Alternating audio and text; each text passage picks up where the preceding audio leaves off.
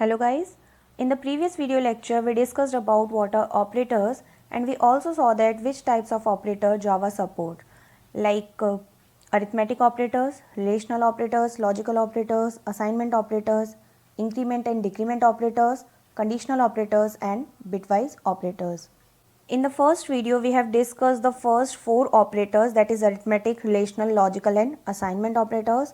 Now in this video we will discuss the remaining operators, that are increment and decrement operators, conditional operators and bitwise operators. So let's begin. The first one is increment and decrement operators. These operators are used to increase and decrease the value of any variable by 1. That means increment operator increase the value by 1 and decrement operator decrease the value of variable by 1. For example यहाँ पर देखिए एक a variable है जिसकी value है 5, तो plus plus a क्या करेगा, उसकी वैल्यू को 1 से इंक्रीज कर देगा, यानी कि अब a की वैल्यू कितनी हो जाएगी 6। और जो माइनस माइनस a है ये a की वैल्यू को डिक्रीज कर देगा 1 से, यानी जो वैल्यू 6 हो चुकी थी अब उसे ये कितनी कर देगा 5। Now there are two variants of these operators which are prefix and postfix. The first one is pre-increment or prefix increment. It returns the value of a variable after it has been increased. Like in this example, यहाँ पे जो plus plus है वो variable से पहले लिखा गया है।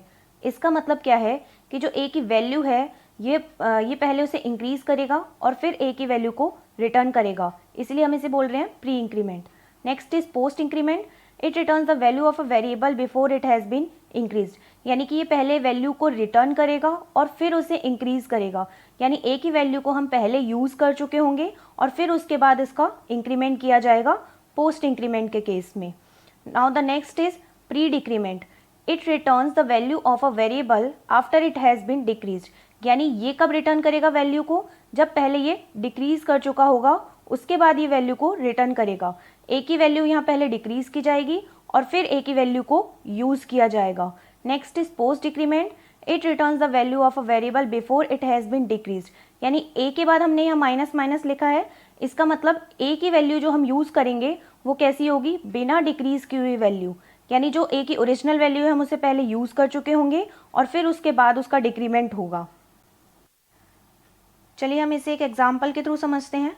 यहाँ पर एक वेरिएबल लिया गया है a जिसकी वैल्यू है 5। इस लाइन में हम क्या कर रहे हैं, हम प्लस प्लस a को प्रिंट करवा रहे हैं। इसका मतलब क्या है, ये प्री इंक्रीमेंट है, ये पहले इंक्रीज करेगा और फिर उसे प्रिंट कर देगा, यानी a की वैल्यू क्या हो जाएगी 6। नाउ इस लाइन में जो 6 वैल्यू हो चुकी है a की वो पहले प्रिंट होगी और फिर उसके बाद उसकी वैल्यू हो जाएगी 7।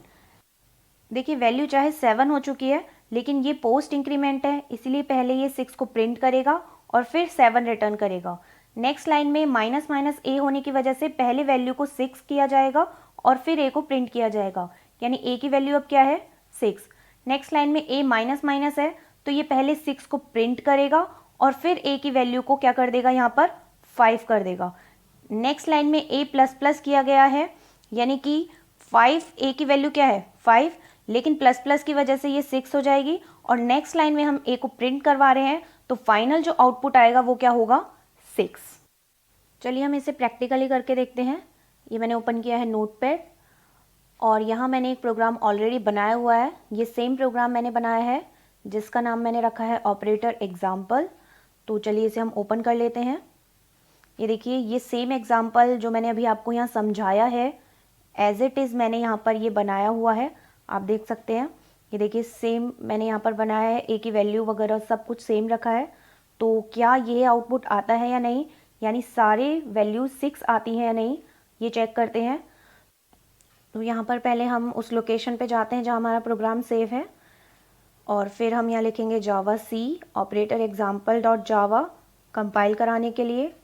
इसमें कोई भी एरर नहीं है यहाँ पर। अब हम इसे रन कराते हैं जावा ऑपरेटर एग्जाम्पल। तो देखिए ये आउटपुट आ गया है और सारा आउटपुट जो आया है वो क्या है 6। ये देखिए सेम आउटपुट आया है ये 6 सब में। तो आई थिंक आपको समझ आया होगा कि ये कैसे प्री इंक्रीमेंट और पोस्ट इंक्रीमेंट वर्क कर रहे हैं। Now the next is conditional operators. These operators are known as ternary operator. इन ऑपरेटर को हम बोलते हैं टर्नरी ऑपरेटर, क्योंकि ये क्या लेते हैं 3 ऑपरेंड्स, यानी एक्सप्रेशन 1, 2 और 3 ये 3 ऑपरेंड्स हैं, लेकिन ये एक्चुअल में है क्या, ये एक्सप्रेशंस हैं। क्या बोलते हैं इनको, एक्सप्रेशंस। जैसे इस एग्जांपल में a की वैल्यू हमने रखी है 10, b की वैल्यू 20। अब यहाँ x में हम क्या ले रहे हैं, अब हम पहले चेक करेंगे a ग्रेटर देन b है या नहीं, यानी ये है एक्सप्रेशन 1, a है एक्सप्रेशन 2 और b है एक्सप्रेशन 3। अब ये आउटपुट कैसे देता है, ये पहले a ग्रेटर देन b को इवेल्युएट करेगा, अगर उसकी वैल्यू ट्रू होगी तो a की वैल्यू को ये x में स्टोर कर देगा, नहीं तो b की वैल्यू को x में स्टोर करेगा। इस एग्जाम्पल में a 10 है और b 20 है, तो 10 इज ग्रेटर देन b जो कि फॉल्स है, इसलिए ये 20 जो कि b की वैल्यू है उसको x में स्टोर कर देगा। चलिए इसे हम एग्जाम्पल के थ्रू समझने की कोशिश करते हैं।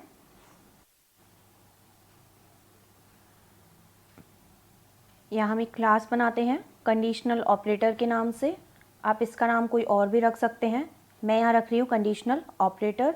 देन हम यहाँ लिखेंगे main method signature, that is public static void main,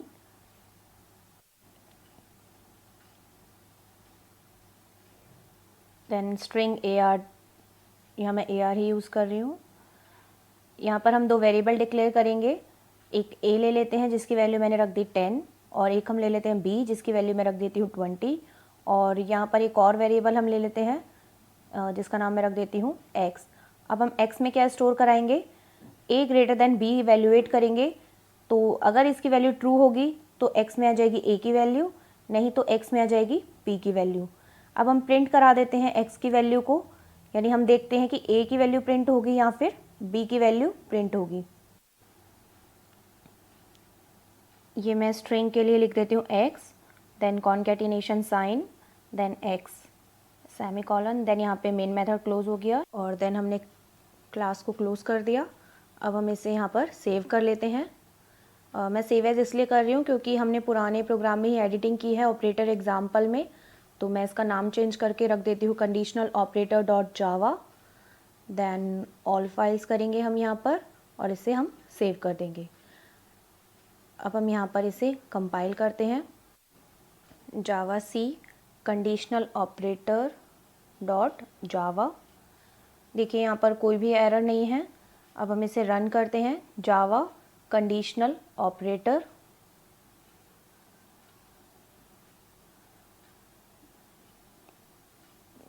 okay, यहाँ पर इसका नाम शायद गलत है, कंडीशनल हमने गलत लिखा है यहाँ पर, जावा कंडीशनल ऑपरेटर।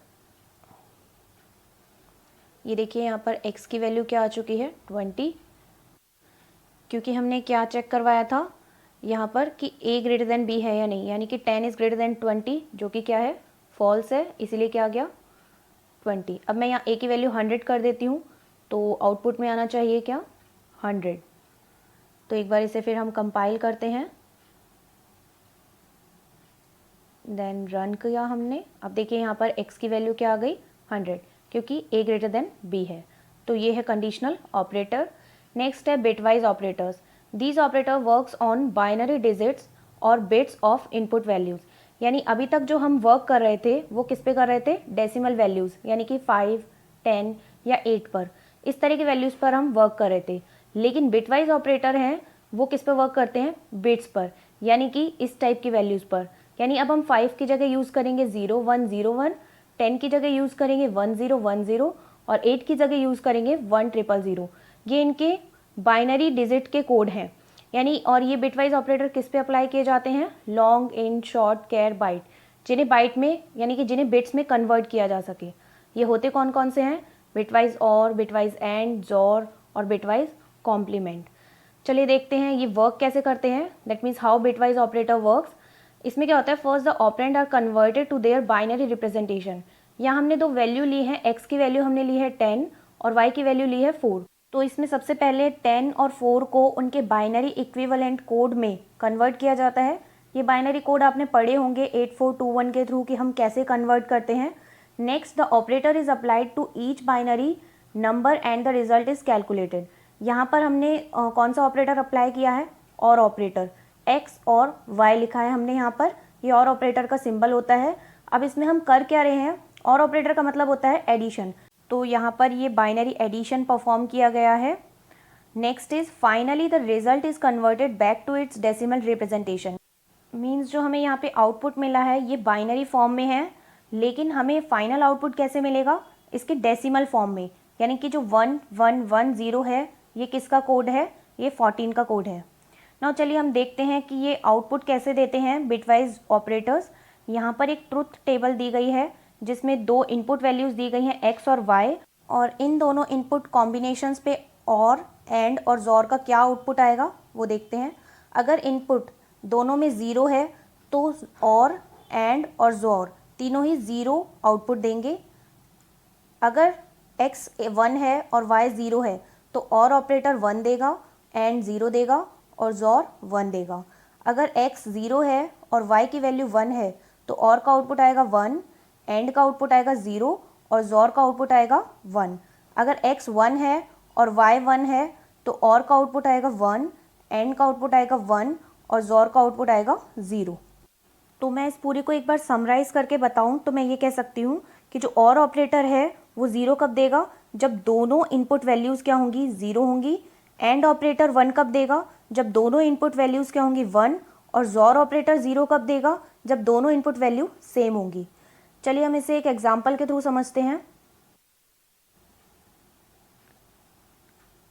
मैं यहाँ उसी प्रोग्राम में एडिटिंग कर रही हूँ, मैं यहाँ पे नाम वगैरह चेंज नहीं कर रही हूँ, यहाँ पे सिंपल वैल्यूज़ में चेंजेस कर रही हूँ।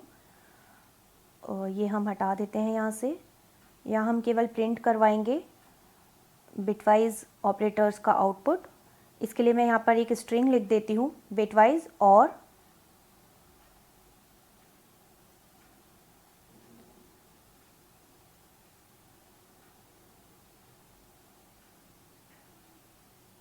देन यहाँ पर मैं लिख देती हूँ ए, और इसका हम साइन लगाएंगे, ये इस तरह से साइन होता है और का, और देन हम लिखेंगे बी,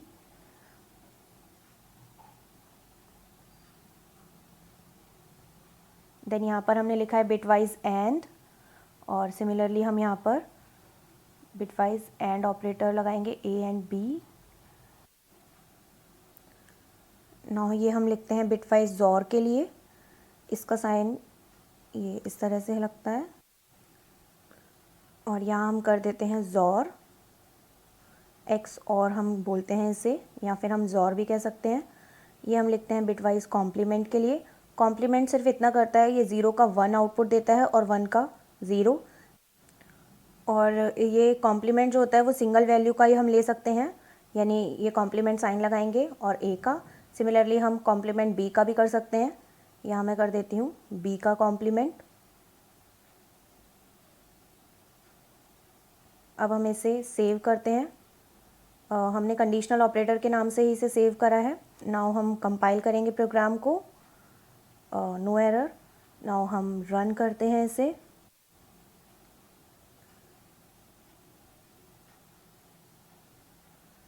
तो ये देखिए आउटपुट आ गया। यहाँ पर हमने बिटवाइज और का करके देखा था जब हम एग्जांपल समझ रहे थे, तो बिटवाइज और में आउटपुट आ गया 14, और बिटवाइज एंड और जोर में आप ये ट्रुथ टेबल के थ्रू देख सकते हैं। बस हमें एक कॉम्प्लीमेंट का ध्यान रखना है। कॉम्प्लीमेंट जो होता है वैसे ये वंस कॉम्प्लीमेंट आना चाहिए, लेकिन जो कंपाइलर होता है वो टूज़ कॉम्प्लीमेंट रिटर्न करता है। अगर आपको कॉम्प्लीमेंट्स आते हैं कि 1 कॉम्प्लीमेंट कैसे निकालते हैं, टूज़ कॉम्प्लीमेंट कैसे निकालते हैं, तो आप ये ईजिली कर सकते हैं। तो ये थे बिटवाइज ऑपरेटर। तो हमने सारे ऑपरेटर्स कवर कर लिए हैं, तो आई थिंक आपको समझ आए होंगे। Thanks for watching guys.